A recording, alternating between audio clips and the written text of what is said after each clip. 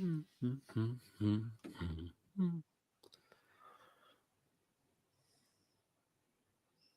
not going. Weird.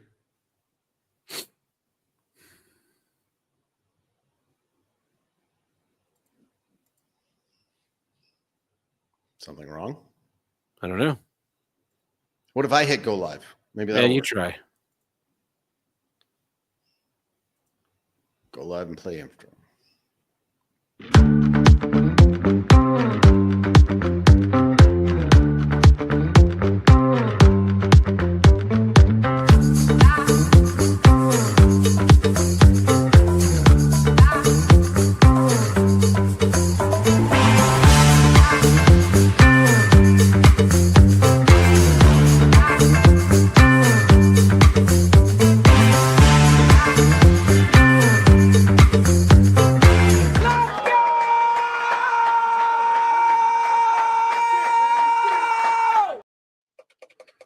Hello, everyone. Welcome back. Hola. We almost had a technical issue just now. And Yeah, that was really weird. Twitch is down. Like I think we got Hassan Pikerd. Yeah, it looks like Twitch is not working. We got Hassan Pikerd, so we're not. I think because all your left-wing rants for the last little while. I think it's that pendulum's got to swing. Yeah. Yeah, they didn't even bother to listen to what you had to say. They just saw the blue hair. Yeah. Yeah. This guy, we're not allowing this guy on our channels anymore. We can't have it. We can't have it anymore. The last time we had a blue haired guy on here, he was sending out revenge porn to people all the time. I don't know these damn ugly lesbians. I hope I'm going to be coughing less. Very disrespectful. I hope I'm going to be coughing less tonight. I definitely found myself coughing less earlier today, so we'll see. We'll see if this carries over. If it was the smoking, we'll see. Yeah. If it's not the smoking, it's the garbage burning, which we didn't have for the last 5 days. That's a good streak. I'll take it. Yeah, I'll take it. It's like in LA when it rains, and the smog finally clears. Like, wow.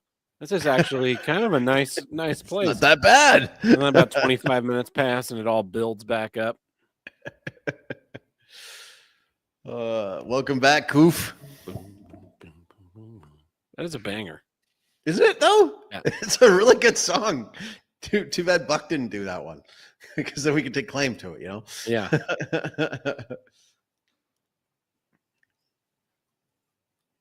You see John Cena turned heel? I saw a meme about it, but I, didn't see any new, specific news that I was amazed by. It pissed me off because they ruined it. This is like a big deal, right? Mm-hmm. It's a big deal. But you know how they ruined it, right? No. They had Travis Scott for no reason. For no reason. The rapper Travis Scott came out with The Rock for no reason. None whatsoever. And then he didn't have much to say. He didn't do anything except for injure Cody Rhodes for real by slapping him across the ear and piercing his eardrum.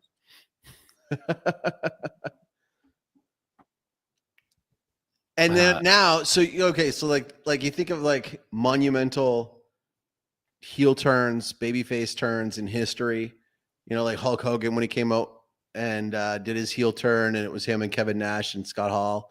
And people were throwing garbage in the ring. And just imagine, you watch that historical footage of that event, and just for no reason whatsoever, there's freaking Ludacris or Nelly or Mace in the corner for no reason. It's not part of the story. It's not. It's just let's just have a rapper of this day.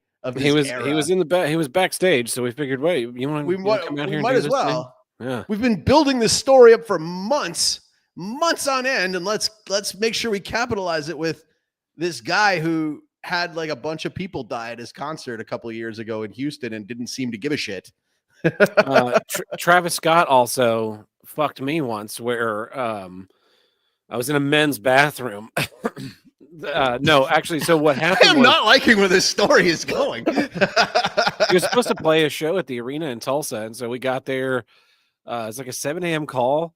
I think I was there at 6:30 for the walk and chalk, and then 7 a.m. crew gets there. We load in the show, and we get there at 7 a.m. And it was right after he had like didn't win the Grammys, right?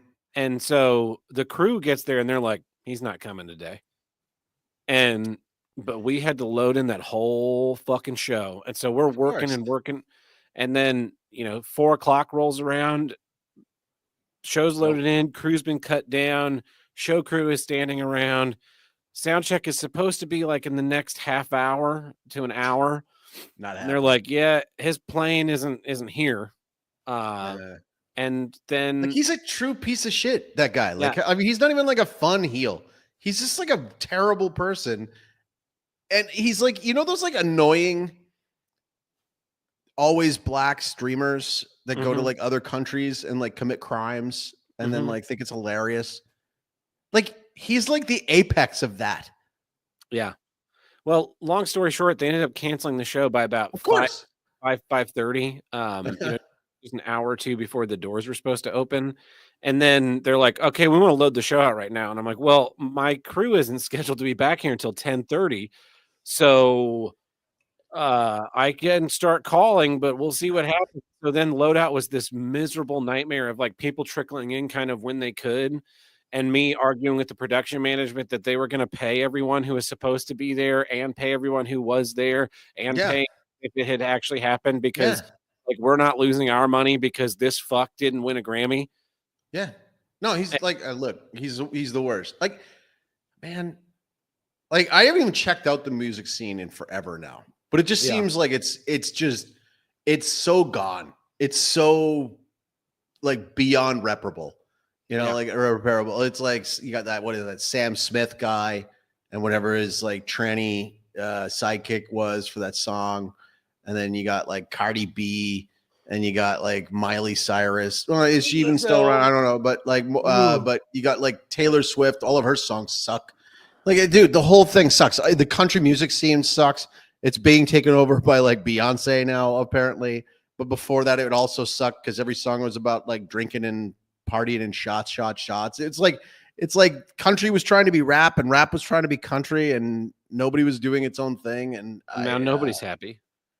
No. Yeah. No, I haven't been happy with content for a very long time. Well, what do you say we jump into the episode proper? I don't see a problem with that. Cool. Yeah. This week's episode of Here's What I Don't Get is brought to you in part by Artistic Finance with Ethan Steimel. The episode that comes out this week is an interview with me talking about how to make money and good financial choices, specifically as someone that works in the theater industry. So check that out if you are so interested.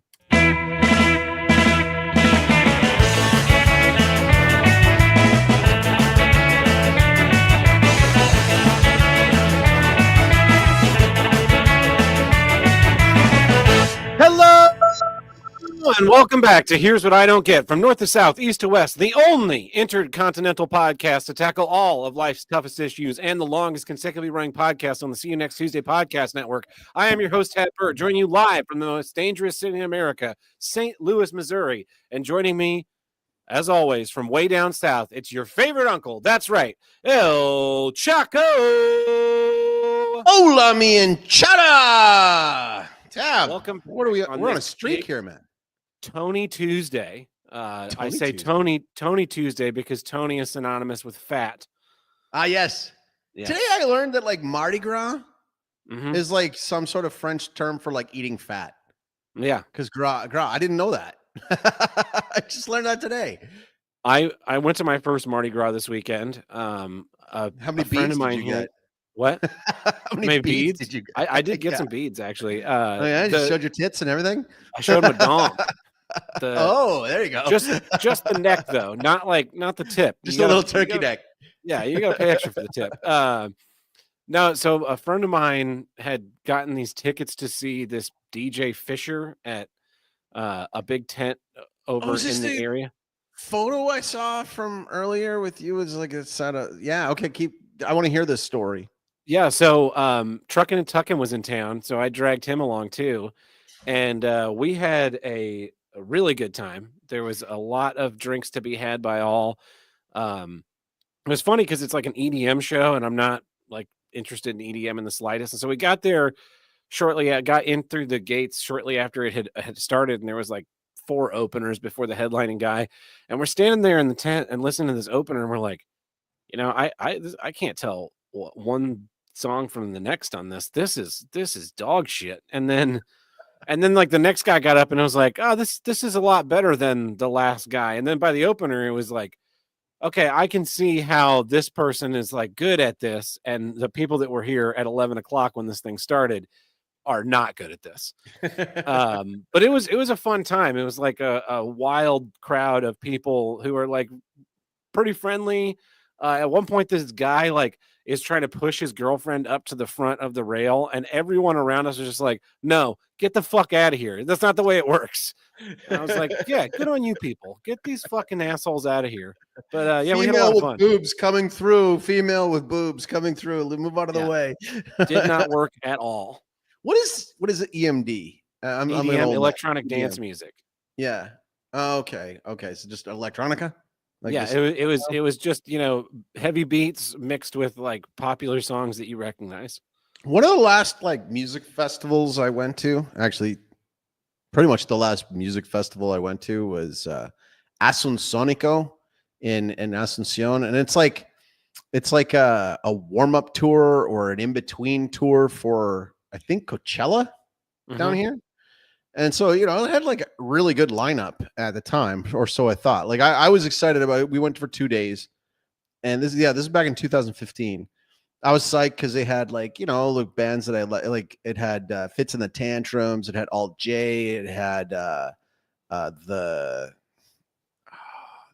Congos.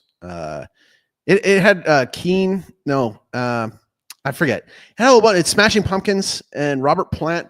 But what bugged me was the first night, because I wanted to see like I would have been all about seeing Robert Plant, but before Robert Plant was Skrillex, and I'm telling you, man, Skrillex is not music, and I know this is a dated reference. It was 10 years ago, but like I've never felt so old at a music event of any sort until I heard what dubstep is or Skrillex. Yeah. I don't know what the appeal is, but you know what's crazy is that like we were talking about Travis Scott in the pre-show, and like I guess I'll take Skrillex over what is coming out now with a lot of this stuff. I guess I don't know. It's just this downward spiral the whole time, but it's all about showmanship, right? Yeah. I almost burnt my house down. You saw the video of that, right? Yes. Yeah. So my wife's birthday was last week, like right after, and I tried to do something nice. You know, like I got her. One of the things she requested was to get our back storage room, which had just kind of makeshift shelves and book stuff that we had thrown in there, to get it like properly done. So I got this like local carpenter to like come and measure it and actually put proper shelves in, but he didn't get it done in time. Right. So I went out on the day of her birthday because I'm like, you know, there's no birthday present here. Like, I want to make sure this is done right. And like, her dad had given some money, and then my sister had given some money. So we put that together. I got her a slow cooker, which sounds boring, but it's not, because we've been looking for a slow cooker down here for forever. And because like we would have brought ours from Canada, but it wouldn't work with the plug-in. And it has been a life changer for us to have this slow cooker in our lives now, because she's able to do like duck broth and like all this like great, because we have like laying hens and chickens and roosters, but like they don't taste like supermarket chicken or anything like that. They're a lot tougher and rubberier, but like if you put them in the slow cooker, it fixes everything. And so anyways, that's an aside. So I went out, I got like I got her a dress, and I got her some wine and some other stuff. And then I took And I was like, okay, I'm going to take the family out for dinner. And sure enough, right as I'm about to leave for dinner, my clients say to me, hey, Joel, here's the press release for tomorrow pre-market. We need an article like right now. I was like, yeah, it's not going to happen. Yeah. I'm taking my family out, and it's my wife's birthday. You're going to have to wait. And then I got like this side message from my main client. And he's like, you didn't have to say it that way. I was like, they did send it to me late. And he's like, yeah, but you are paid well enough, and this is our job. And I was like, yeah, fair enough. So I was like smoothing that out while we're at the restaurant, because we go into town, and the rain clouds are coming, and we're like, okay, well, let's pick an indoor place rather than an outdoor patio place. So we'll go to our favorite little Chinese food restaurant. Go there, closed. And then I decided to take us to our favorite patio place, but it does have a covered area, and it just started pouring rain. Pouring rain the whole time. But it was awesome. Kids were loving it. They were running out in the rain.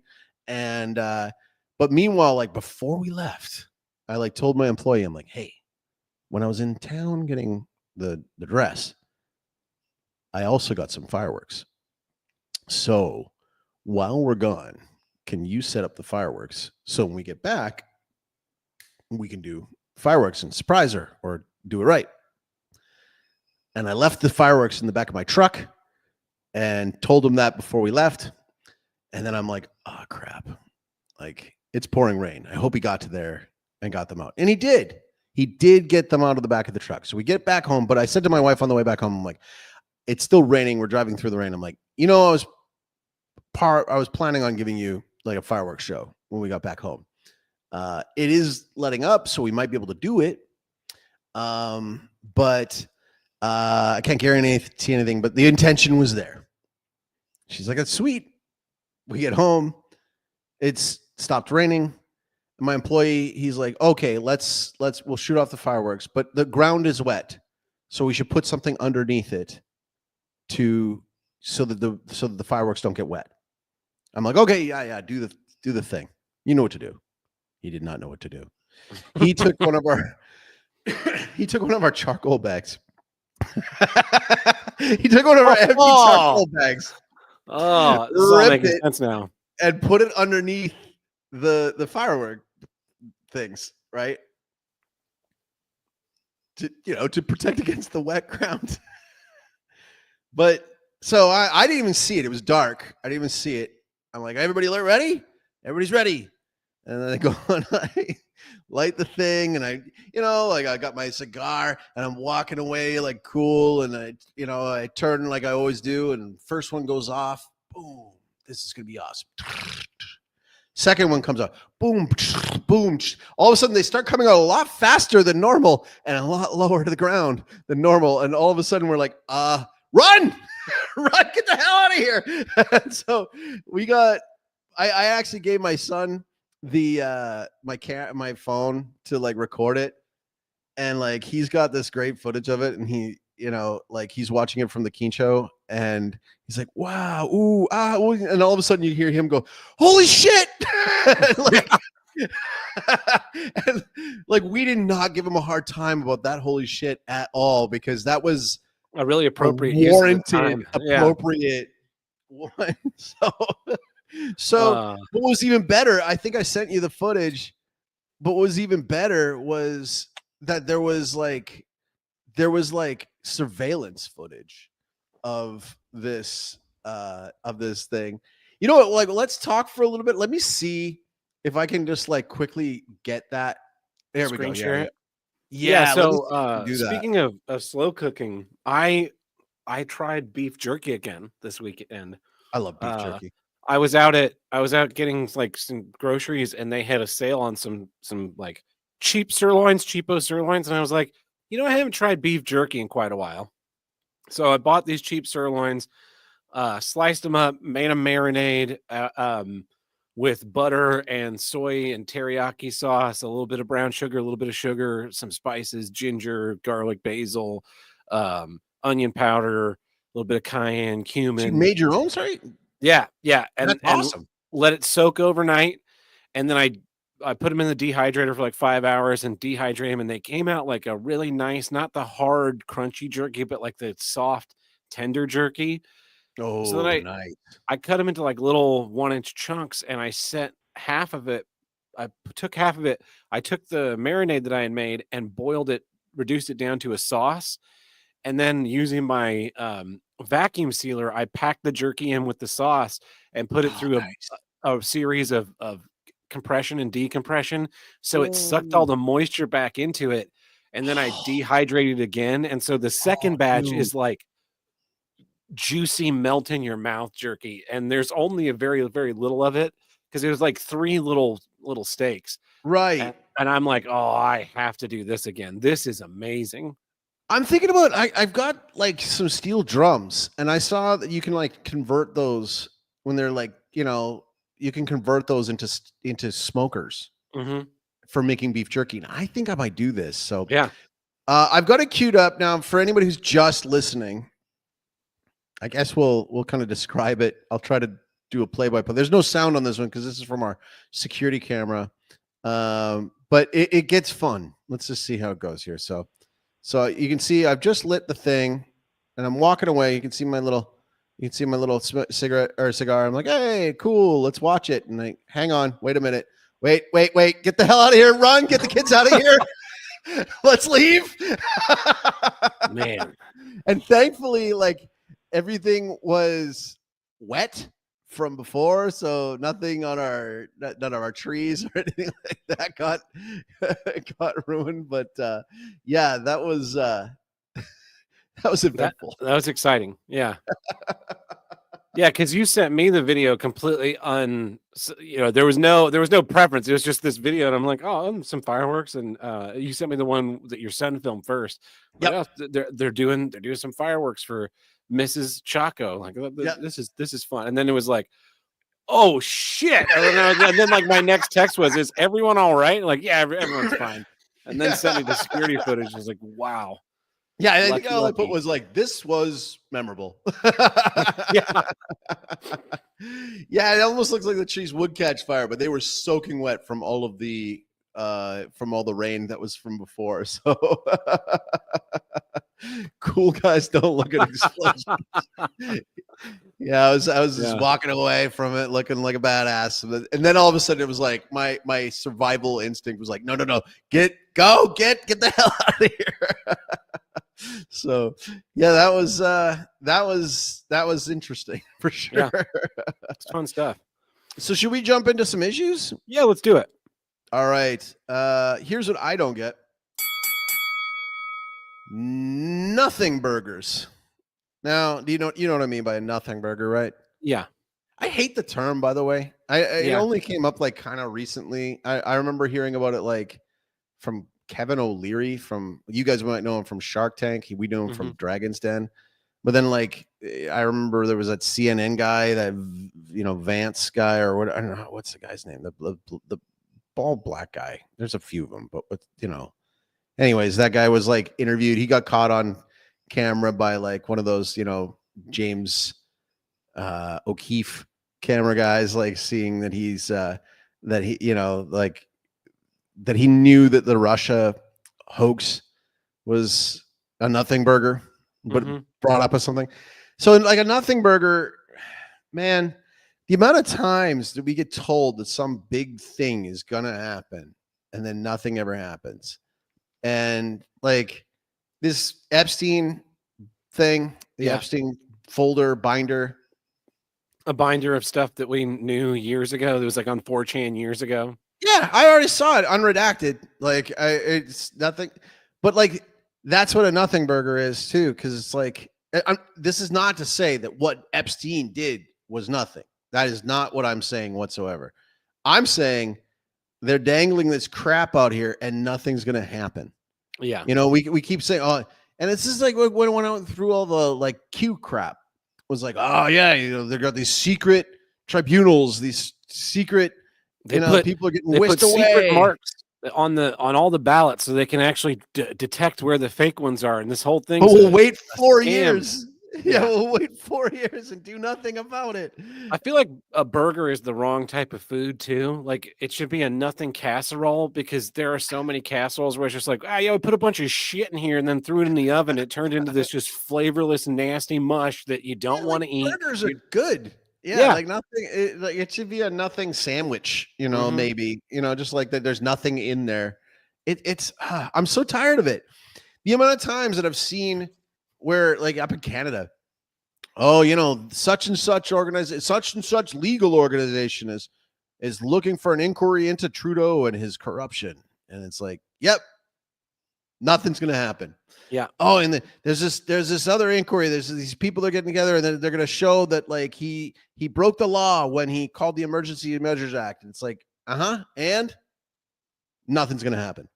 And Trump has got a big announcement coming up after his Zelensky thing, and nothing big is happening. It's like Pam Bondi has demanded that the FBI turn over all their materials, and they're delivering truckloads of materials. But we can't release them right now. Can't really, because it's a national security interest. Is like, who's national security? Mm-hmm. Who's national security? Here's another one. We're going to release the JFK files.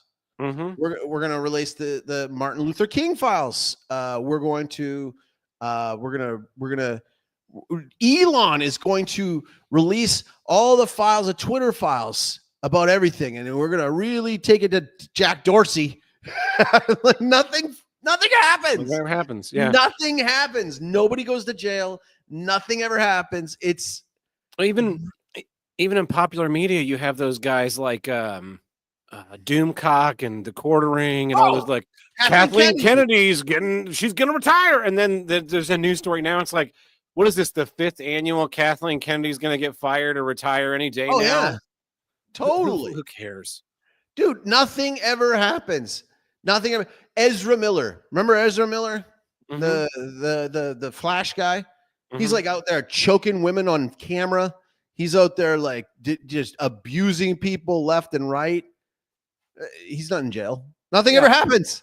Nothing ever happens. Yeah. Russell Brand, like a huge weirdo, maybe a rapist. And then he's like, I'm now kind of conservative and going to go out into a hurricane. And it's just like, okay, you were a lunatic then, you're a lunatic now, but I guess you're a lunatic on our side. So we got to support you or something. Rekieta Law, his kid twice has cocaine come up in her hair samples, but nothing ever. He's just back streaming. Everything's fine. Nothing ever happens. Nothing ever happens. It's, oh man. Brigitte Macron, Candace Owens, she's pretty much 99% convinced me that Brigitte Macron is actually a dude and is Emmanuel Macron's dad. Like biological father. Like that's how weird we're getting with these things. But she brings the receipts. Nothing ever happens. Kanye West was Obama. Yeah. Getting paid $2.6 million a year to license his name by the federal government, to license his name to call it Obamacare. Like, are you fucking kidding me? He's making 6 times his presidential salary for us to put Obama on the front end of some insane. Oh man, Harvey Weinstein, like he's in prison, right? He is actually in prison, right? I think maybe. I don't think he's in federal pound me in the ass prison though. I think he's probably in like cushy prison. Yeah, probably.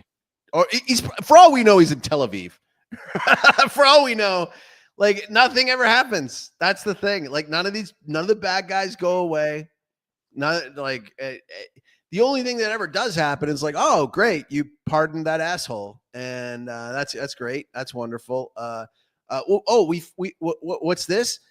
We found out that Johnson & Johnson was poisoning babies in their talcum powder for decades. Let's just give them a little bit of a slap on the wrist fine, and let's let them roll out a vaccine for the world for, I don't know, maybe let's let it go for like 6 to 8, maybe 10 months. And then let's go, wait a minute, this is really bad. And let's pull it off of the market, but let's let them stay a massive company with no repercussions because nothing ever happens. Equifax. They leaked half of all Americans' social security number just out there in the ether, and it was like, yeah, here's a fine. Of course, half of this settlement is getting paid to the lawyers because that's important. And then, if you're a victim, you can have a year of credit monitoring or $115. And everyone took the $115 and like, whoa. We can't do $115 for everyone. So it's going to be like $72. We thought more of you would take a year of free credit monitoring. Like, oh yeah, that no. HBO puts out a documentary in like the mid 2000s called Hacking Democracy. And it proves beyond a shadow of a doubt that electronic voting machines are corrupt as fuck and can be absolutely gamed. And we find out that, like, you know, that the machines themselves, they had issues because they weren't connected to the internet, but they weren't supposed to be connected to the internet because they promised that they wouldn't be connected to the internet, but then they were, but because they weren't, they didn't. Dude, nothing ever happens. Nobody fixes anything. Nothing gets better. It's like they just move on to the next thing, and I guess maybe that's why a burger is like the right euphemism. Maybe because you just keep, like, McDonald's just keep shoving it down your hole. They just like, oh, here's the next one. Here's the next one. You eat it because it's a burger. Yeah. Even a bad burger is still a burger. You know, there are bad burgers out there, but you still eat them. You're like, you know, it's like, well, it's a burger at least. But like just sheer amount of times where it's like such and such politician is dead to rights. We got him dead to rights, folks. Look at this Epstein list here. We got Kevin Spacey. We got Chris Tucker. We got Naomi Campbell. We got all these people on here that you've heard of. Nothing ever happens. Nothing ever happens to them. Nothing's gonna happen to them. You know, like the amount of times where you catch these guys, like these politicians, they get away with everything. Nobody does anything to them. You got these Boeing crashes all over the place. We know that a lot of it is happening from Boeing itself. Yeah. Boeing killed that guy. They killed that whistleblower. I know. It's like, yeah, NBD. Just look away, pleb. It's not your problem. Something, you know, yeah. The corporatocracy, like the corporate oligarchy class that is like ruling the entire world.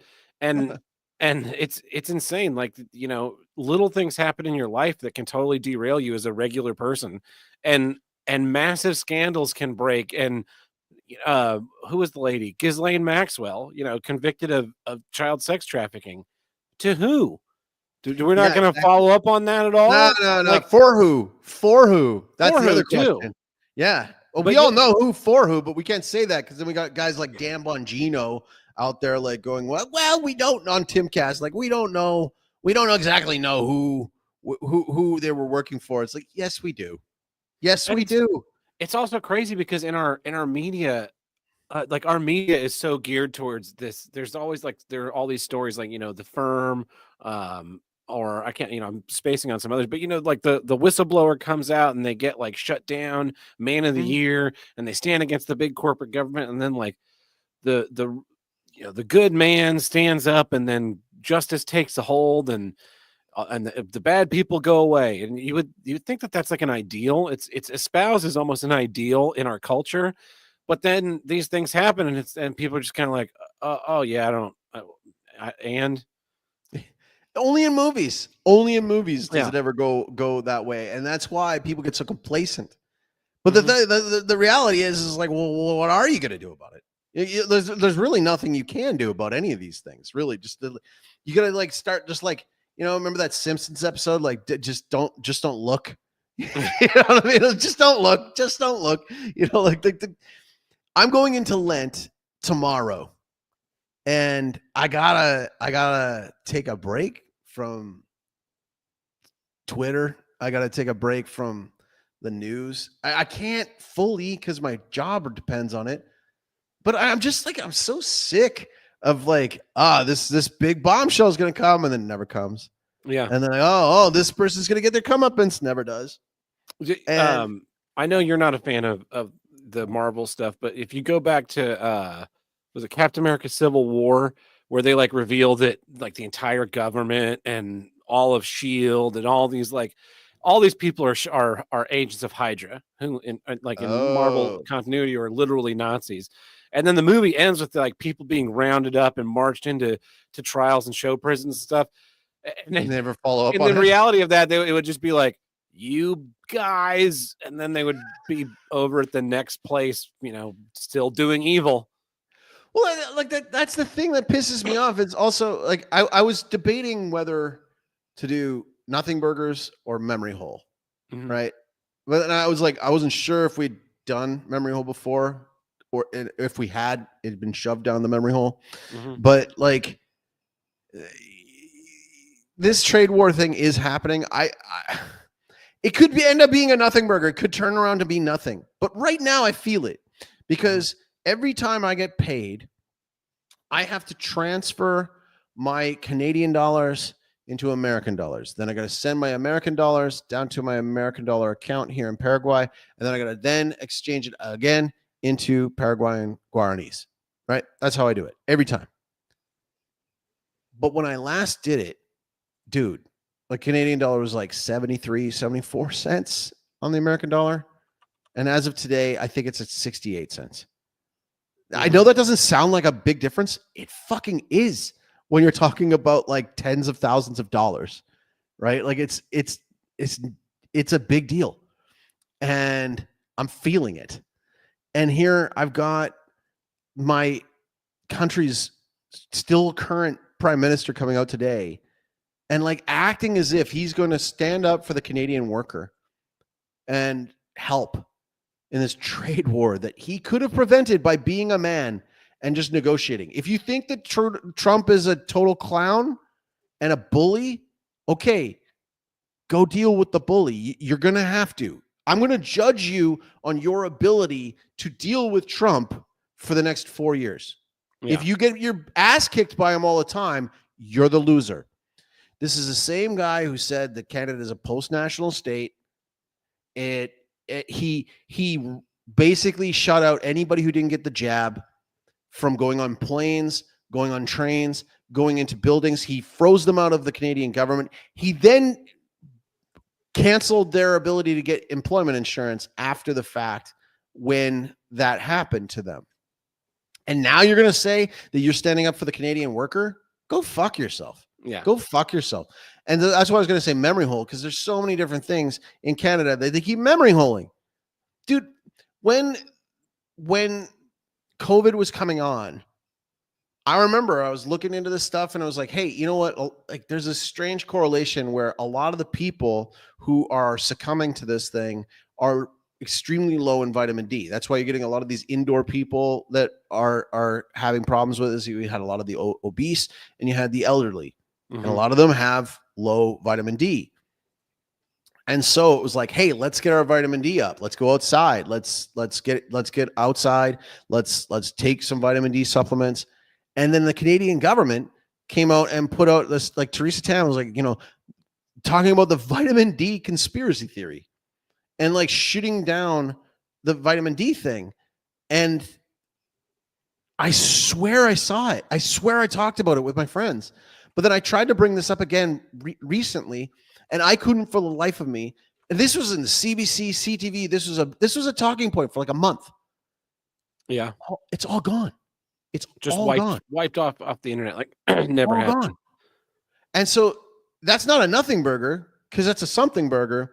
But like, there's this weird thing between a memory hole and a nothing burger, because like prior to Trump beating Clinton in 2016, they had this narrative that Trump is going to claim that the election was stolen from him and that they cheated. And these elections are the most secure in the world.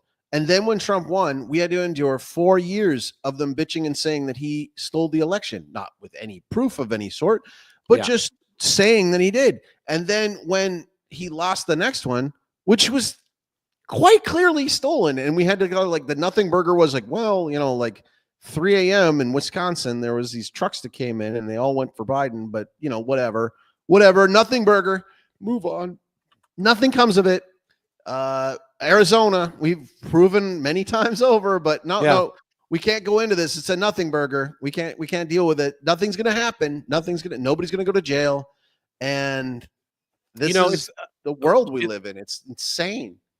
In the 2016 presidential election, I remember, I don't remember if it was a misattributed quote or if it's a real quote. Again, memory hole, but Trump was quoted as saying that he said that he could walk outside of Trump Tower and shoot someone in the street and people would still vote for him.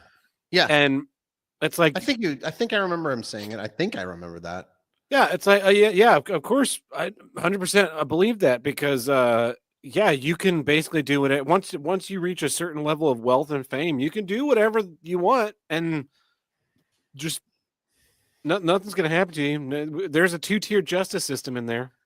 Well, and it goes both ways, right? Like, because I mean, like, conveniently, the left will forget when their guys do something shitty, and then conveniently on the right, that people do the same thing with Trump, right? Like, it's like, okay, so going back to the binders thing, right? So the binders thing was on Thursday, and it was stupid. It was a stupid photo op, and it was stupid. And everybody's like, "Hey, why are you giving them all to like extremely pro-Israel, pro-Zionist people?" Like former guest of the show, Mike Cernovich, and all these people that are getting. It's like you handpick these specific people. They come out and wave around their binders because they're the special boys, and nothing ever comes of it. And they're like, "Yeah, this is the most transparent transparent government ever." I'm like, yeah, okay, not at all. And then on top of it, you got. So then the very next day, I think it is when the Zelensky bitch slap thing happened, and that was weird. I mean, that should have taken place behind closed doors. So it might have been pro wrestling for all we know. But that was a quick way to nothing burger and memory hole the fact that they just gave binders with literally no information in them other than just black bars over entire pages of redacted documents. Like, it's like literally, did you learn anything from them? Like a single sentence?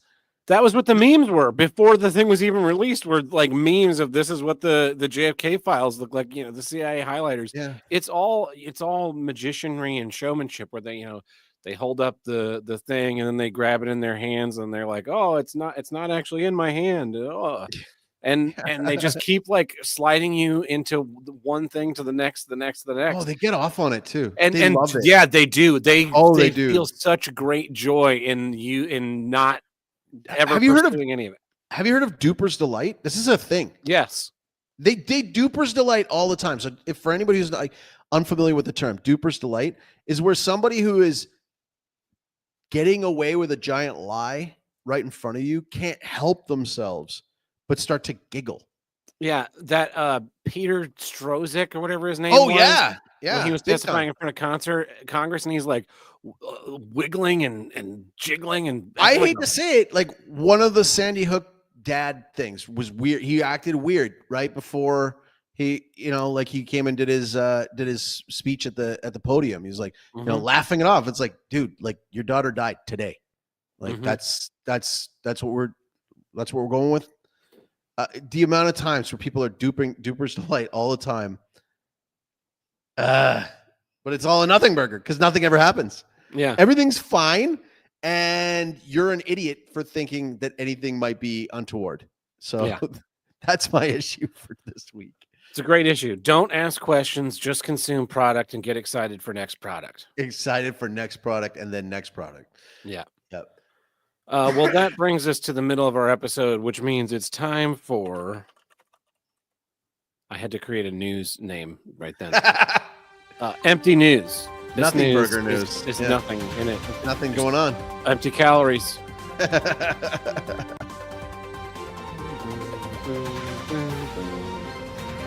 Well, I've got a news story here from France. Personally hate the French. Pretty much my entire life just hated the French. I get it. I used to sort of like the French, but then I realized I only like. But sometimes the French have some good ideas. A man in France was fined $200, 150 euros, for using his phone on speakerphone while in the train station. He's only been identified as David, and told an interviewer from the Empty News to affiliate BFM TV that the incident occurred while he was waiting for a train at Nantes Station in the west of the country on Sunday. He told the outlet that he was talking to his sister with his phone on speaker when an official from France's state-owned rail company intervened and told him that if he didn't turn off his loudspeaker, he was going to be fined 150 euros. At first, so he got a warning, and he did it anyway. Yeah. At first, he thought it was a joke, but then the lady took out her notebook and fined him. He plans to contest the fine. I'm all for it. I'm tired of people being on speakerphone all the time out in public. If you want to use speakerphone, use it in a casket 6 feet underground because you should kill yourself. Like I'm okay. So I have my moments of being like EMF concerned. And like, for example, like you're really not supposed to put like your phone like right next to your head. You know, like it actually says on the thing, like if you look into it, it's like you're supposed to have like at least a 15 millimeter distance between your head and your ear. And I've seen the studies on this thing, and like it can be cancer forming. So I try to, like, if I'm in public, I like hold my phone back, but I never do the full speakerphone. That's just asshole. Yeah. Right? Like I'll do speakerphone in my van. I'll do speakerphone at home, but I'm not going to do speakerphone in public. And like just the fact that I use headphones all the time. Like even these headphones, these are EMF friendly headphones, but they have the microphone on them, so I plug them in all the time when I have phone calls with people. Why not? But like this guy got given a warning, and he probably didn't take it seriously. But like also just look, you got a warning. Like you got a warning. Knock it off. I'm an official here. I'm telling you this. You'll get fined. Like, oh, I'm sorry. Boop.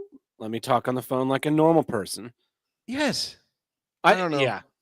I feel like I'm like the Match Game song is playing in my head right now, and I assume too much. Should I go to this next one if we're going to talk about people that are all right? So this is going the other way. Oh gosh. All right, man wins over $200 in lawsuit over movie theaters showing too many commercials. An Indian man was awarded more than $200 in compensation when he sued a movie theater chain for showing too many commercials before a film. Abhishek MR, 31, of Bangalore, filed a suit with the Bangalore District Consumer Disputes Redressal Commission after he attended a December 26, 2023 screening of Sam Bahadur at the PVR Multiplex in Bangalore. Abhishek's complaint against the theater chain owner said the film had been scheduled to end at 6:30 p.m. but didn't end until just before 7 p.m. He said this was due to the film being preceded by 2 public service announcements and 17 commercials. Okay, wow. That's a lot. Excessive. Yeah. I also think it's interesting that they have their movie showtime says it's going to be from like 4 to 6:30. Not I would like that. I would too. Like that a lot. Yeah. I would like that a lot. It kind of gives you an idea of how long you're committing, because it is kind of annoying going to a movie. You go to the movie theater and it says like you don't know what time you're going to get out. Starts at 7. You got anywhere from 15 to 20 minutes of previews, and then whatever the runtime of the movie is. I realized when I became old, was because I used to go to late show all the time of movies. Like I remember, like I saw like the Phantom Menace when I was coming out of the bar, and like it was like opening night, and so the bar was right next to the big theater in my suburb area that I was in, and like I remember it was like super hard to get tickets to the Phantom Menace. But when we came out, it was like, hey, there's a movie starting at like I don't think it was like 1:30 or 2. I was like, screw it, let's go. Let's go do this. And I was like 18, 19 years old at the time. So yeah, might as well. No, wait. What year was 99? Oh shit, I was 20. Oh man. So I go in there.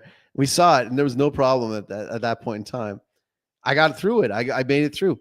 But I remember when the J.J. Abrams abortion of Star Trek came out, the first one. Yeah. like Lens Flares the movie. And I think that was like the first time I went to a late show of a thing and I could not stay awake. Yeah. It was like, I think it started at like 10:30, and I could not stay awake for the life of me. Well, I've only fallen asleep. The movie sucked. It really sucked, but at the same time, like, yeah, like I was fighting it. I was fighting to stay awake. And so this poor guy, he's going through 17 commercials beforehand and 2 public service announcements about where is the proper place to defecate. And he said that the movie, so he sought to get $547 in damages for what he called an unfair trade practice, as well as $57 for mental agony and $115 for legal costs. But he got $230 in damages. La La Land was probably the first movie that I nearly fell asleep. Yeah, Dealey. I've only fallen asleep in one movie, and that was when I was like I don't know if it was like early teenager or late like preteen, and it was the movie Memphis Belle. And I loved the movie, but I just was so tired going in. I don't know, I was coming off of a flu or something like that. Have you ever like walked out of movies? Do you ever walk out of movies? I walked out of the second Robert Downey Jr. Sherlock Holmes movie. There were 2 of those? Yeah. Yeah. And the second one was really, really bad. I have walked out of 2 movies. I walked out of a really stupid movie in the 90s called Destiny Turns on the Radio. Mm-hmm. And I only went to it because it was like kind of at the beginning when like Quentin Tarantino was like the coolest thing ever. And he didn't direct it. He just had a cameo in it. And I saw the movie. I went to go and see it because of Quentin Tarantino being in it. And he's early in the movie, and he's talking about a Plymouth Roadrunner, which my uncle had. And so I thought it was like a really cool thing. But then like after that, the movie just tanked so bad, I just left. And then the only other movie I walked out of was The Last Samurai, starring Tom Cruise. I know. I shouldn't have, but I did. And the reason why is because I got the money. I got the ticket for free, right? Mm-hmm. I saw it at West Edmonton Mall. It was like a premiere. It was like a preview because I worked at the newspaper, and I was in the movie, and I was like, you know what, man, I'm not feeling this, and I got to get my Christmas shopping done, and I'm at the mall, and the mall's gonna close, so I might as well just like go and get that done. And my friend who I went with, and I was like, yeah, I think I'm just gonna walk out, and he's like, he was so offended, like as if he made the movie. I was like, dude, I didn't pay for this movie. I don't really like Tom Cruise that much, and I'm not digging the flow. It's not my thing. It's for somebody else. It's not my thing. So off I went. It was not that it was like a terrible movie. It just wasn't the right movie at the right time. No. Yeah. Next story. Yeah, I've got one here from Portland, Oregon. So Portland, Oregon had the world's smallest park since 1971. It's basically a roadside median. Mm-hmm. And they're very proud of it. It's like a tourist destination. I went and visited it when I was visiting my sister a few years ago, but they have just been dethroned by the kings of making something smaller and more efficient. That's right, Japan. Shuji Koyama, a team leader of the construction management division of Nagazuma, told GWR that the park was originally created in 1988 to make the best free space of the road. But the original inspiration stuck him when visiting the Mills End Park in Oregon. From there, he set out to create an even smaller park. So they brought out a professional surveyor to measure the exact area and gather information. And now that it's recognized as the Guinness World Record holder, they're going to continue maintaining the park with the community, as well as creating a landscape that is more social and media friendly, so that more people will be able to see attractions. But yeah, it's like 452 square inches. It's kind of awesome. Yeah. Yes. I had this when I was living in Calgary. There, we'd have to go off. There was an overpass, and we'd have to go off ramp to go back into the district that we lived in. And there was this, you know, like there was a light we had to wait at all the time. And there was a kind of like a median, you know, one of those kind of triangular medians that kind of with the curve was there, and it had grass, and it had like the little crosswalky stop thing there. And like a lot of times there would be like a sign of some sort for some business or something like that. Like I remember at one point it was like they were advertising for like, you know, a lawn care business, and it was talking about how they had these sprays for different types of pests. And one of them was, I had never heard of this. I had never heard of a chinch bug, but like yeah, I don't know what a chinch bug looks like, but I just love the word chinch bug. So we used to tease our kids and call that little triangle of patch of grass Chinch Bug Park. And always, every time we would drive by it, we're like, you know, we should really go and spend some time in nature and go to Chinch Bug Park and like, and, go hang out there and they'd be like, that's not a park, Dad. That's not. It's like, no, it's clearly a park. Look, there's a sign. It says something about chinch bugs, and and like, I mean, there's like a box there. You could play on it. Like, that's a big electricity box, Dad. You can't play on that. Like, and so I don't know. It was like it's this tiny little median joke. Yeah, family joke. Okay. What did I do here? A toddler playing with an old cell phone calls 911 for, quote, emergency donuts. We've all been there. This is from your home state. An Oklahoma toddler called 911 with a report of emergency donuts, and local police sprang into action to deliver. The Moore Police Department shared the audio of a 911 call involving a toddler who was allowed to play with an old cell phone and discovered it still had emergency calling enabled.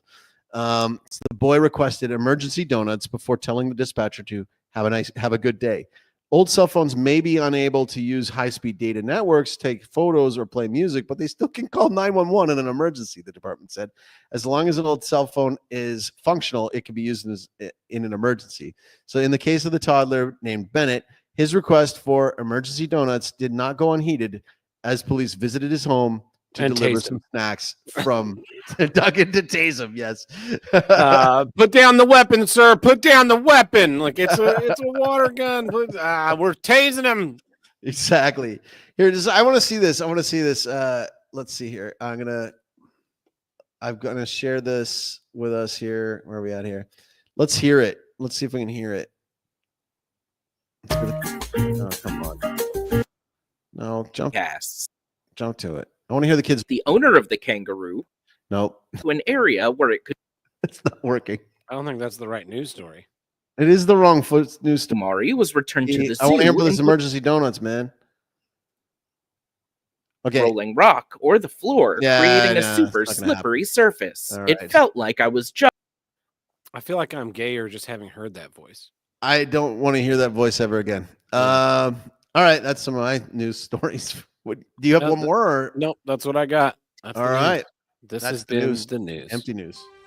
Bunch of nothing burgers. 100% all filler, no beef.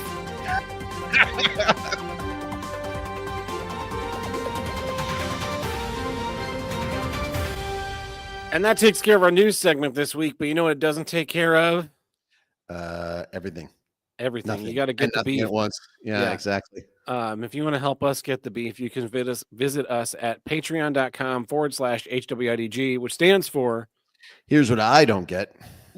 Which is the name of the show. And over there we have two tiers. We have the $1 tier and the $5 tier. The $1 tier is a general support, just says, hey, I like the show you guys are doing. I want you to keep doing it. I want you to keep it cost neutral. And we say thank you. And then we have our $5 tier where we throw some bonus content your way. We were discussing a potential bonus episode situation different than other bonus episodes we've done. So we might try and work that out with schedules this month to get it out in March. But it's going to be a what do we call it? A super issue episode. A super issue, yeah, where both of us combine our intellectual powers. We Voltron together issues into a massive lion robot of issues. Maybe we do like homework and bring in like actual like notes and actually yeah. Sounds semi-reasonably intelligent as opposed to just somewhat professional. like we're earning that $5, you know. You guys are paying for this, so I guess we'll go ahead and do some research as opposed to just showing up here and being like, I really hate Kool-Aid. Instead of like, I think I'm gonna do this issue. No, wait, last second, like change it. None of that stuff. Yeah, actual professional.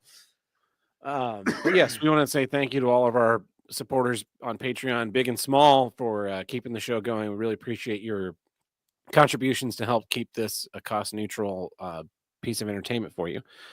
So keep up the good work. Thanks, guys. And that brings us to my issue this week. Here's what I don't get. Boomerism. We've talked about boomers ad nauseum on this show, so I'm going to do it again. I really hate the boomers. I've really I've become full force around, and I have never seen a generation. I don't think in history there's been a generation that has so thoroughly like selfishly indulged their every whim to the detriment of even their own children, and then like walked away with glee, having destroyed everything around them. So there's a big push now, so boomers, they came up with like a great economy and cheap schooling and no background reference checks that you need to go through, and they bootstrapped themselves up into middle management and then never moved on into anything else, and created corporations where there are 17 VPs of every stupid shit you can think of. Like, yes, I'm actually the senior VP of waste reclamation. Like, what is that? I'm the senior janitor, but I'm the VP of it. I'm the VP of sales. I get a stock option for that one too. A VP of sales in the Southwest region, and not to be confused with the VP of sales in the Midwest, the South, the Northeast, the Great Plains, the Mountain Zone, or the West Coast, or the East Coast, or Canada, Mexico, Europe, Central Southwest Europe. Tulsa. That's all it is. Southwest Tulsa. Just all of this like great administrative inverted pyramid bloat. And so they got their wealth. They conned the government into giving them cheap home loans that were backed up by things and low interest rates so that it was easy to pay off, and they didn't build up a bunch of debt. And they got their employers to dump money into retirement accounts, and they got Social Security to dump money into their accounts so that they can retire at 55 and lead the joyous life of getting another fucking job that they do nothing but complain about and keep younger people from being able to work. And now having, gotten all their cake and eaten it too, they're looking at the future where they can't really work no more because they're 65 and they should be fucking dead. And they're like, well, how am I going to afford to pay all these property taxes that I told my kids were important to pay for schools and all this shit, where I sent my kids so they could become just automaton losers that were bullied by other kids around them and exposed to violence and sexual assault on a semi-weekly basis. I don't want to be paying those. I managed to con the market and make my house extremely valuable. And now I have a limited income because I didn't fucking save any money properly or invest in retirement accounts in a smart way so that I could maintain living my wage. You know what I need to do? I need to petition the fucking government to take away property taxes once you own the property. Like, okay, you can get absolutely fucked.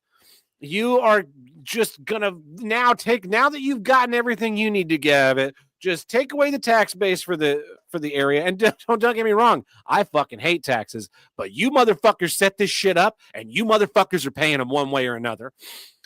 And it is the level of self-delusion and instant gratification. The entire culture of our world is predicated on these fucking boomers doing everything they can to get anything they want and never facing any fucking consequences for any of it. And then blaming the new generations as, well, why don't you just, they're fucking talking about going and getting a job at Panda Express because it pays $55,000 a year and you can become an assistant manager in 3 years. Like, are you guys fucking kidding me? You spent my entire youth telling me that I needed to go to college, get a fucking college degree, take out tens of thousands of dollars in student loans, and now you're telling me that I'm above my position by wanting to not work in fucking food service, which was exactly what you told me I needed to avoid by going to college. Fuck every one of you. So I'm of the mindset, I can agree with you that boomerism is a problem.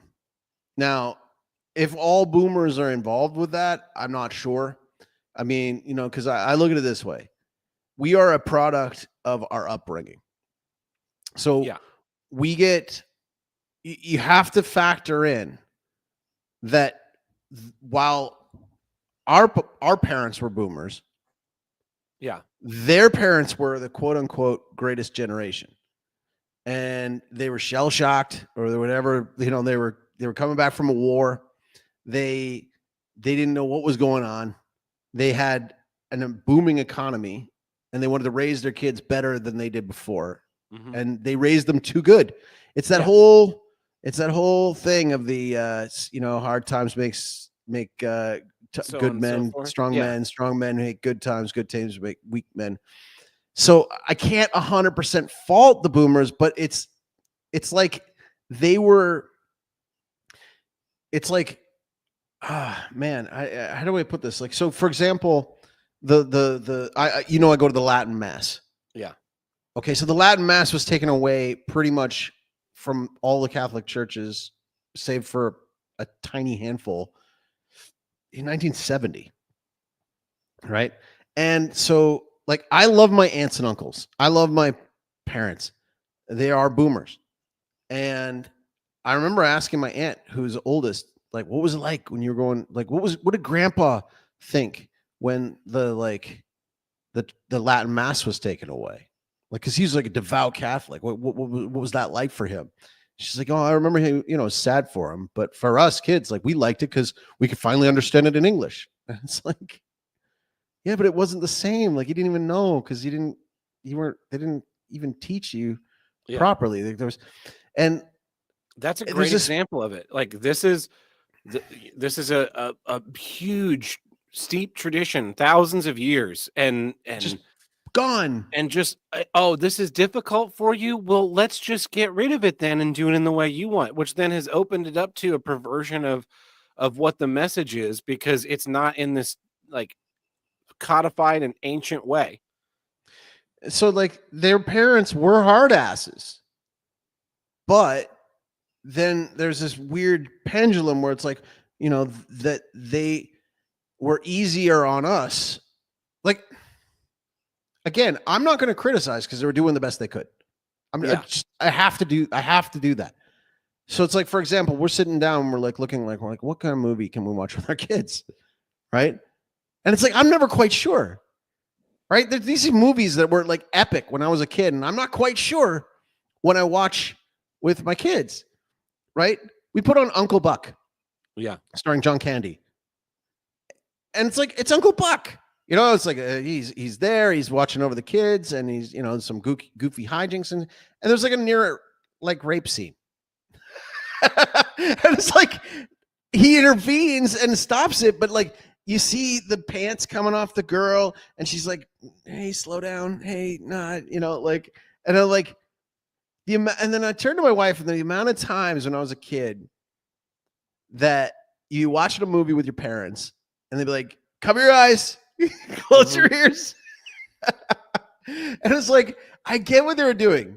I like, again, I can't fault them because they weren't super heavy-handed with these kind of. Now, they were more heavy-handed than, say, millennial parents, but like, I don't know where that medium is. And I saw a tweet, I saw a post the other day. And it was like, it was the perfect, it just nailed boomerism so perfectly. Are you familiar with that stupid, gay, saccharine I'd like to buy the World of Coke commercial from the 60s. Yes. Okay. Apparently, that just like shot right through the defenses of the boomer. That was boomer feed that like worked it was like well. Dumping heroin in the inner cities for that generation. Pretty much. And it created this idea that there's almost not a responsibility to their own children and family as much as there is to like this global society and the whole idea of like we're going to become global citizens. That all came about through boomerism and this dawning of the age of Aquarius. but it's a disconnect, right? Because it wasn't I need to sacrifice and give to charity. No. It was we need to do this. And we just need to be love. We just need to be unidentifiable, undefinable love.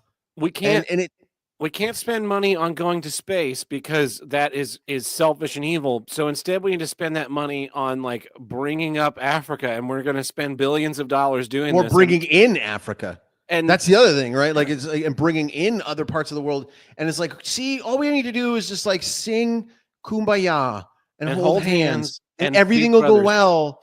And because the movie showed me, because in the movie, that like mean white dad from The Greatest Generation that raised us wrong, he was so mean.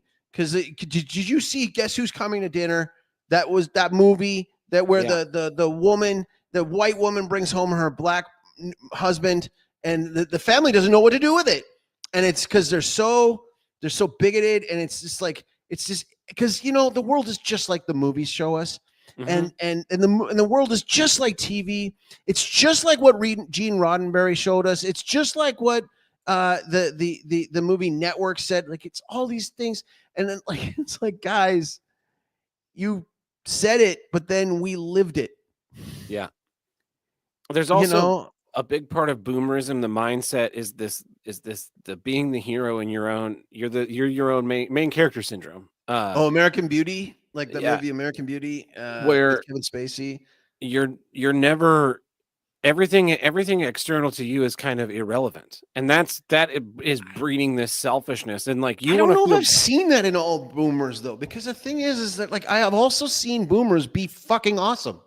Do you know what I mean? Like I have seen boomers be fucking awesome. Like I mean, boomer can be fucking awesome, but lots of boomers can be awesome. Like I had awesome coaches in sports that were all boomers, and they all like took time out of their schedule. They made sure that they like got off work early enough so that they could come and coach us and work through drill after drill, which was boring for us and sure shit was boring for them.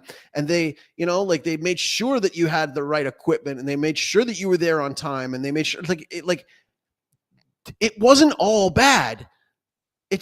But I get what you're saying. Cause like on the macro level, on the micro level, I could pinpoint so many boomers who were amazing, great priests, great teachers, great coaches, great parents. I could absolutely pinpoint all those things, but on the macro level, I'm totally with you.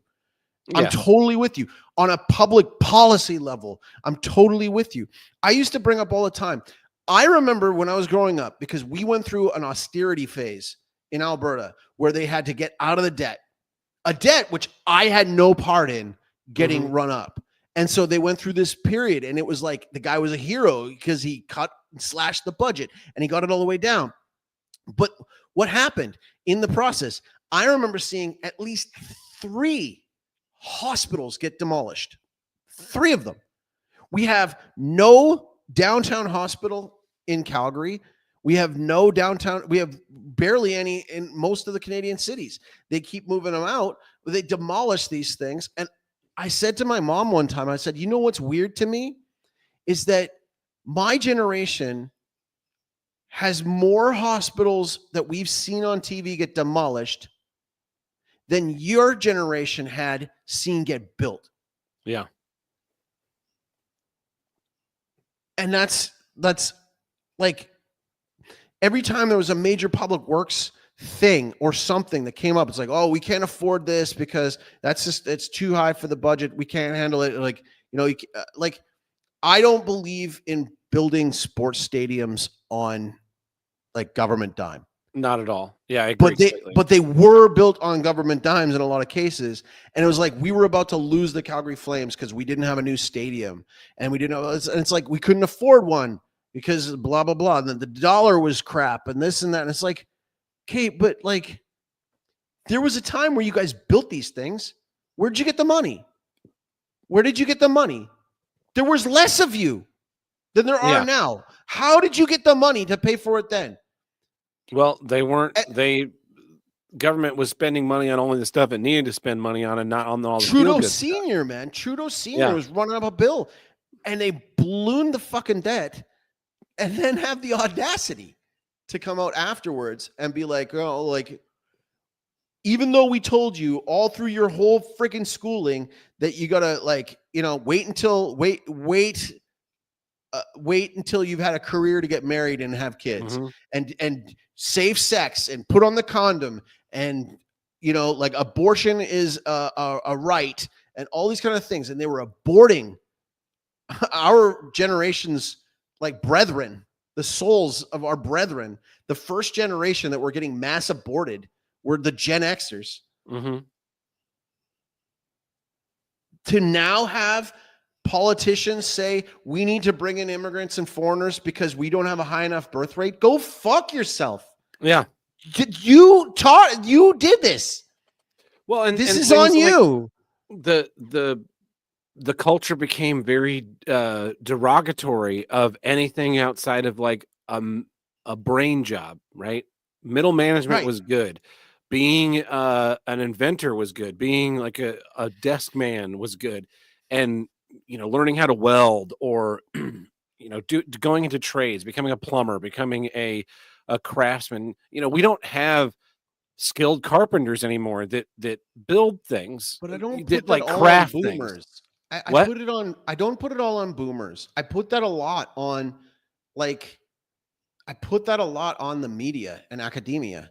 But who are the people in it's the culture of the time. But who gave them the money to do it?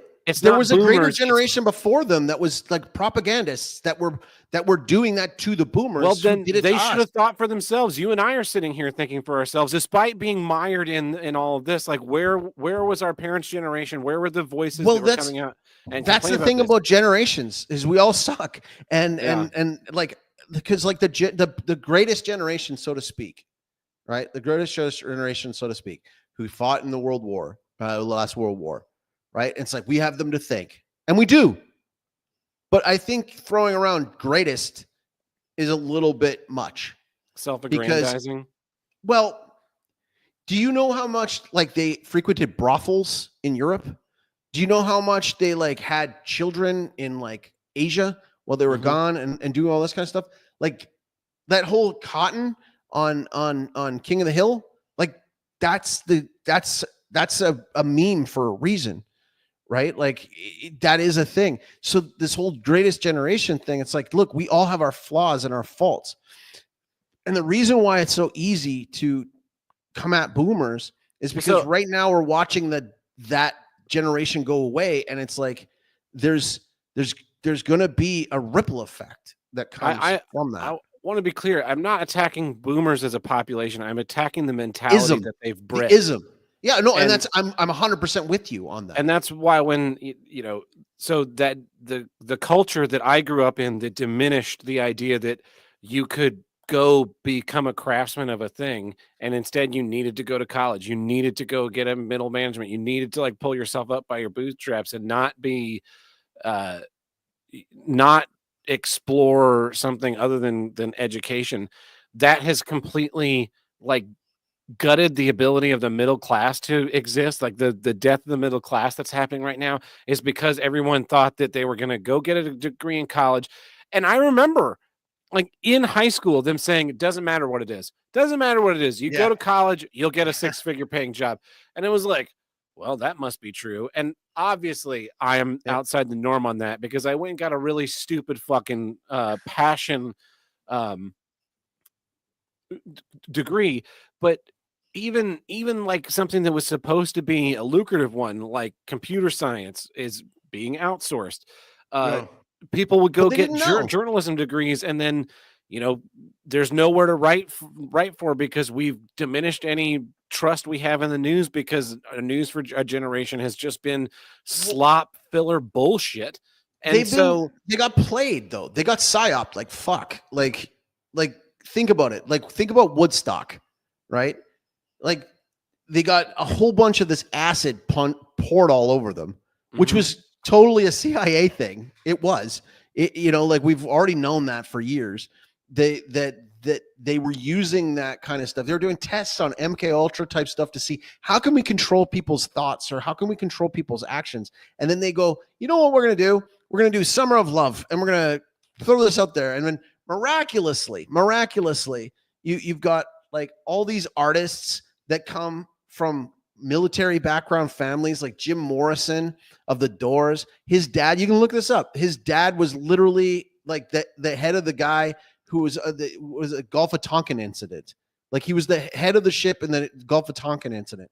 And like you got like Janis Joplin, all these other things, and they're all coming from the Laurel Canyon area, and they all just kind of come into this one area. It like the boomers got psyoped because things were good, and like they got it psyoped so bad, and unfortunately they didn't have the defenses to do anything about it.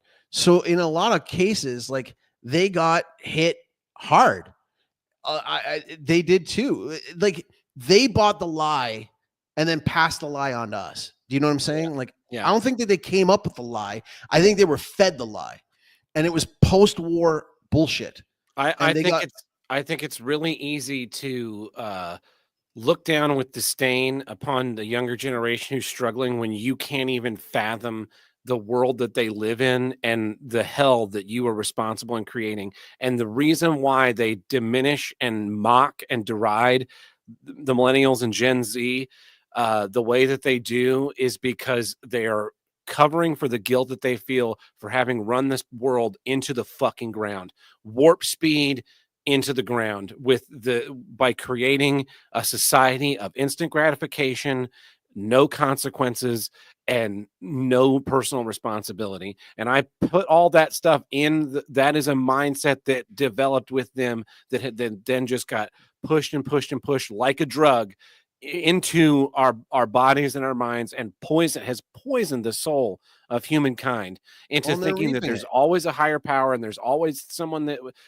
China is going to the world, not the World Economic Forum, but like the World Trade Organization to sue them over these tariffs. It's like, fuck the World Trade Organization. You want to come here and fucking tell us how to handle our own trade? You can fucking send an army to do it. Oh, wait, you ain't got one. Sounds like you need to shut the fuck up. Shut the fuck up. Well, this is the thing. Like, so for example, like my parents, they know what has happened with their generation. They're aware of this because after COVID, like they watch their friends who are all of that age now where you can tell they're afraid of dying. Mm-hmm. They're terrified of dying. And so a lot of the stuff that we went through in 2020 and 2021 was because of boomerism. But it was a lot also because of my generation, millennial. Like if you looked at the stats on it, man, like the people who were smelling the bullshit, it was not enough. There was not enough. But like my parents went through a pretty brutal time where they lost most of their friends because they wouldn't get the jab. Yeah. And they wouldn't go along with it. And there's this weird thing where a lot of these people, like you see it, these boomers that are getting, second mortgages on their house or reverse mortgages, then living their life now. And then they're buying houseboats or vacation after vacation after vacation. I'm just saying, like, my parents aren't those people, but those people do exist. Yeah. And that is something that was sold to them and lapped up quite easily. Mm-hmm. And I think a lot of it has to do with I'd like to buy the world a Coke. No, it's in perfect harmony. Boomers had like the highest rate of divorce. That is definitely a boomerism. And then what that did was abortion. It poisoned the well for Gen X and millennials to even contemplate getting married. And it's because, they thought that their parents were miserable because they weren't, this smiling, happy thing by the world of Coke joy that they saw on TV. Well, they had the latchkey kids, and then while mom and dad were at work still, we were watching MTV, which is like edgy. That's definitely a big Gen X thing where. And then we both parents are going to work so that we can have more income, so they can get more wealth. Go on a vacation. Yeah. So the kids are coming home and letting themselves in, and they're going to these public schools to boil their brains away, and so then, especially my generation grew up with, my parents fucking hate one another. To the point where I really question at what point there was even any kind of attraction that allowed them to marry and have a child. Like, how did that even fucking work? Well, and I guess the question I have is like, what were they taught by their parents? Like, yeah, what were they taught? I don't by think their they parents? were taught that they had to work through these problems. That you're on the same team, because you watch The Greatest Generation, and some of them are in love, but other of them, it's like they stayed together, but they fucking hate each other too. And it's like they sit in other rooms and have entirely different like lives. And like, whereas like my wife and I, we hang out all the time. And the reason why I can do that is because, thanks be to God, my parents loved each other too and stayed together, which I know is kind of rare. I know it shouldn't be, but it seems that way. Do you know what I mean? Like, it seems that way because most of my friends' parents are split. Most of them. Like, I'm trying to think of like whose aren't. My wife's parents were still together. They were still together before my mother-in-law passed. But like, other than that, man, like it's sparse out there. There's a few, like my sister-in-law, like her brother's family, their parents are still together, and like that, but it's not common, and especially down here, it's not common at all. It's not common at all. Like, I hardly know anybody whose parents are still together down here, like hardly any. And so it's sad. I would be curious what the feedback on this issue is going to be, because I have a feeling it's going to be split. We're about 10 years difference in age, and thus, you're much late Gen X and I'm early millennial. Yeah. And I feel like the people in the millennials are definitely going to go, this is the cancer that is killing us. And I feel like the Gen Xers are giving a little bit more of a benefit of the doubt. Well, because we had a little bit more freedom, just a little bit more. Like, I mean, like if you see like video or old movies of like kids like building like a big ramp for their BMX bike and like getting hurt, like that was my generation. Yeah. Right. Like we had a little bit more freedom. So when we watched what happened to the millennials, it's like, we get it. We get it from both sides, because the thing is like the whole pull yourself up by your bootstraps and quit being a little bitch and be tougher thing. Like, we heard it too. Right. Like, we heard it too, but like, we were like, yeah, you're right. Yeah. Okay. Yeah, you're right. Like, I got to work for this. And what ended up happening was that Gen X is so small. It's such a small little sliver on the timeline that we never really got our chance. And and from my perspective, you got crowded out because those motherfuckers wouldn't retire. And no, they were all, it was mostly at the top, but at the same time, like, yeah, I don't even know about what's going on now. Like, I mean, now it's like, am I supposed to celebrate the fact that like the first Gen X prime minister of Canada is Justin Trudeau? Like, fuck that guy. It's like, but he didn't have a normal upbringing. He was brought up all in a weird situation too. Well, it's really weird when you're the son of a Cuban dictator. Yeah. And raised as if you're a Canadian. Like, that's gotta by be a really mother confusing. who's clearly mentally ill. And like, but like, yeah, it's a weirder perspective, because there's so many times where I get it. Like, Gen X is in the middle, and we're not saints either. We got a lot of cringe, lame stuff, but there's a lot of times where we look at it and we go like, we can roll our eyes at the boomers, but there's other times where we roll our eyes at the millennials too. You know, like it's right now it's like we're rolling our eyes at Gen Alpha. We're like, what is this skibbity crap? What are you guys even talking? What is this language? What are you doing? Brain rot, and it's brain rot. It's total brain rot. And like, it's sad because there's just no breaks. There's no fucking breaks. But like, as far as that goes, like Gen Alpha is the just latest version cheap, easy, and addictive and satisfying. Yeah, because like I watched a thing on like what happened to the like low budget comedies, and it's like low budget comedies gone because, well, first of all, nobody's got an attention span that can last 90 minutes anymore, and then secondly, like you can get it for free on TikTok, and if you don't find it funny, next one.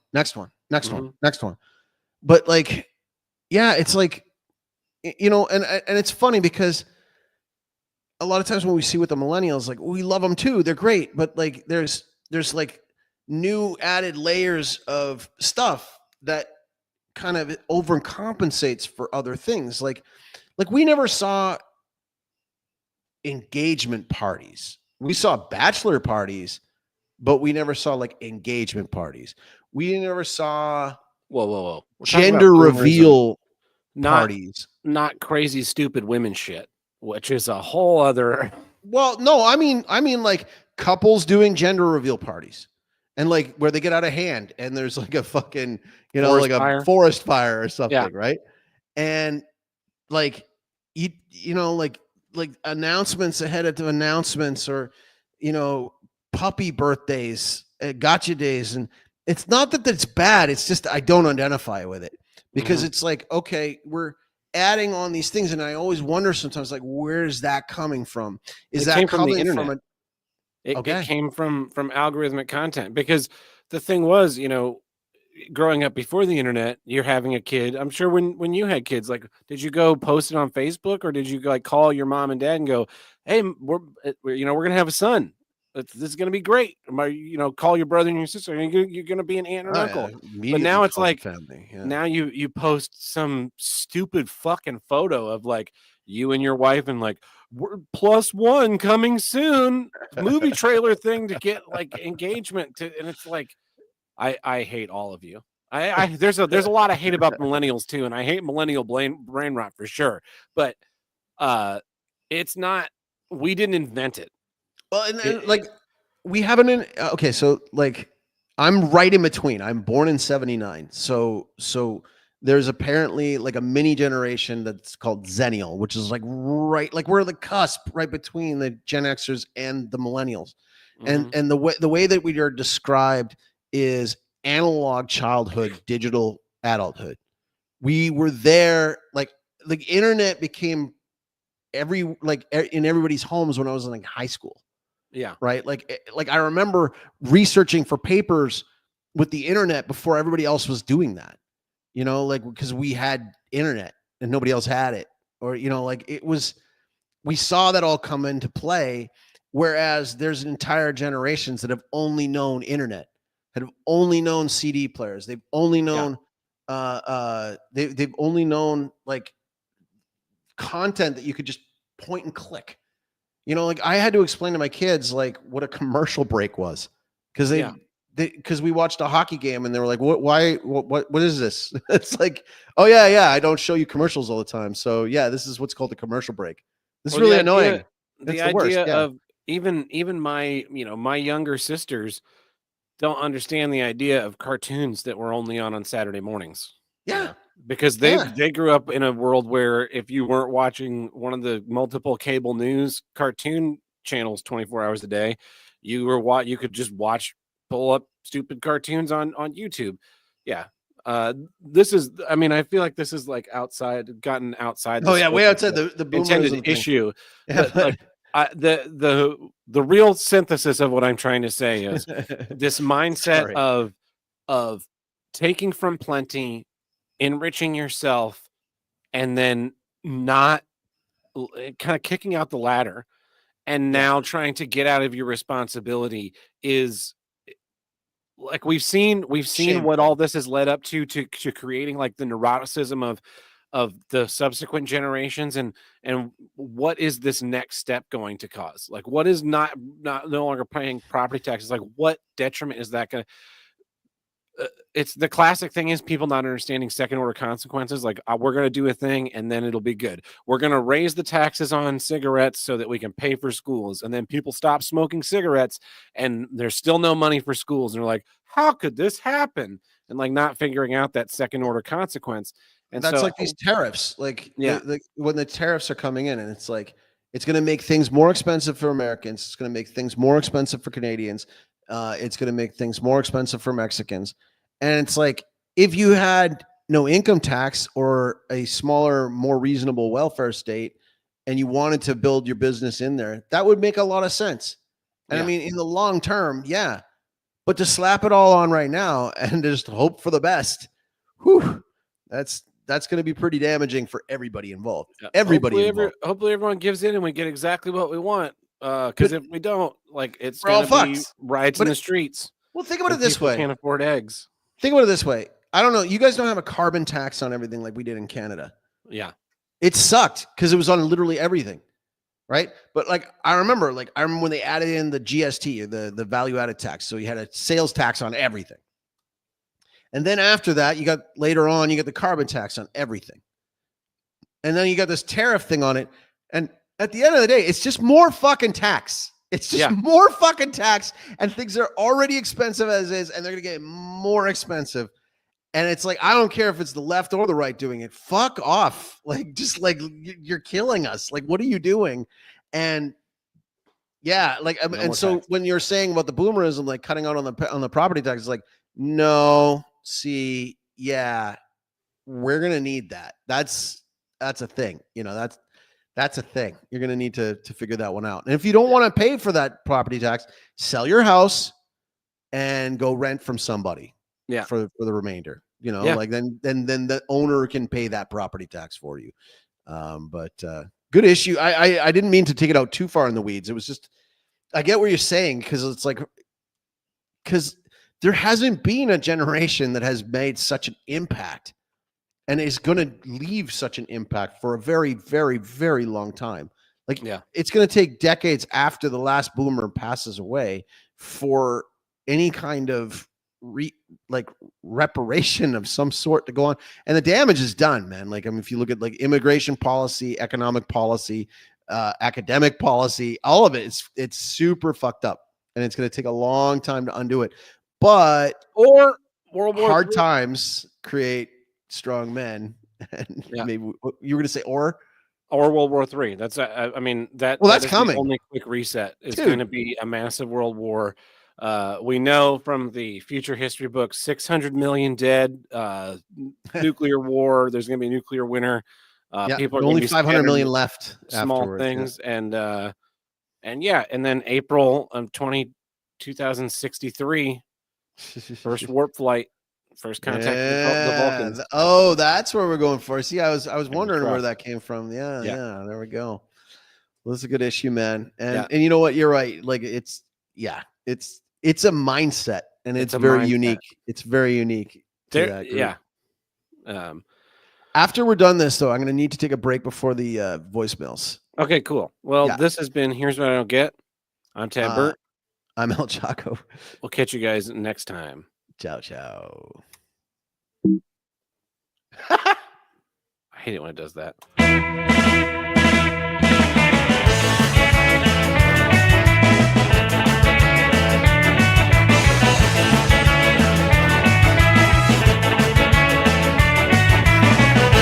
If you want to call into the Here's What I Want to Get hotline, call us at 704-750-9434 and tell us what you don't get.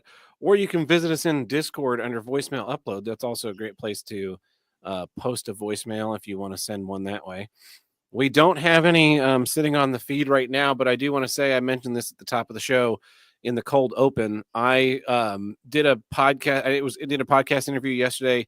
Artistic Finance with Ethan Steimel. We were talking about, how you make money and budget and get jobs in theater. And it was a really fun conversation. He's a lighting designer that I met here in St. Louis and became friends. So if you're interested in more of the theater stuff I've talked about, go give that a listen. Some of the stories are things you probably heard on this show, but it was a really fun conversation. I enjoyed it. I was a lot more calm and reserved than I am on these shows. So that might be a huge change of pace. And now I'm going to wait for El Chaco to get back and say, hey, by the way, no voicemails.